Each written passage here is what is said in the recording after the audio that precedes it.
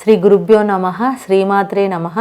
శ్రీరామ జయ రామ జయ జయ రామ రామ శరవణ భవ. ఈరోజు నేను మ్యాక్స్ టీవీ ప్రేక్షకులకి చాలామంది అవసరంకి బంగారం కుదవబెట్టి దాన్ని తిరిగి తీసుకోలేకపోతున్నామని చాలామంది అంటూ ఉంటారు.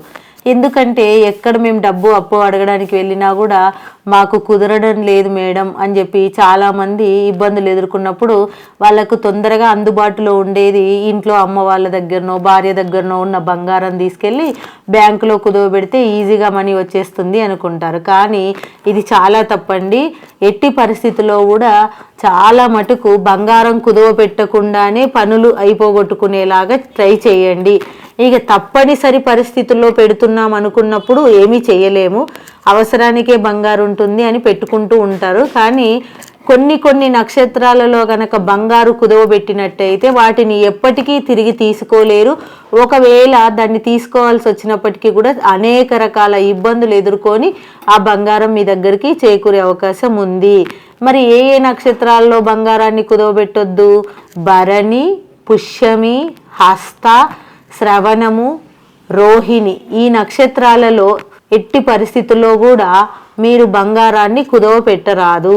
ఒకసారి ఈ నక్షత్రాల్లో గనక బంగారం కుదవ పెడితే తిరిగి మీ దగ్గరికి చేరాలంటే చాలా కష్టం అన్నట్టు.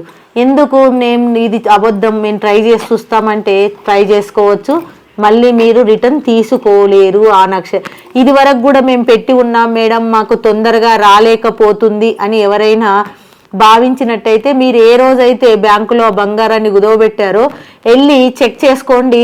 ఆ రోజు రిలేటెడ్గా ఈ నక్షత్రాలు కనుక ఏమన్నా ఉన్నాయంటే మీకు డబ్బులుండి కూడా గోల్డ్ రిలీజ్ చేసుకోలేకపోతూ ఉంటారు ఆ నక్షత్రాల్లో కనుక బంగారు కుదవబెడితే. ఎందుకంటే ఆ డబ్బులు దానికొని సమకూర్చుకున్నప్పుడు దానికి సంబంధించి కట్టకుండా అనుకోకుండా వేరే ఖర్చుకి ఆ డబ్బులు వేరే పనులకి ఆ డబ్బులు ఖర్చు అయిపోయే అవకాశం ఎక్కువగా ఉంటుంది. అదే మరి ఎలా మేడం వీటిని తీసుకోవడం అంటే, ఏదైనా మంగళవారం రోజు హస్త నక్షత్రం కానీ, శ్రవణ నక్షత్రం కానీ, రోహిణి, పుష్యమి, భరణి నక్షత్రాలు వచ్చిన రోజు ఆ బ్యాంకులో గోల్డ్ లోనికి ఎంతో కొంత అమౌంట్ని మీకు స్థాయికి సరిపోయినంత 100 ఉంటే 100, 1000 ఉంటే 1000 రూపాయలు వెళ్ళి కట్టిరండి.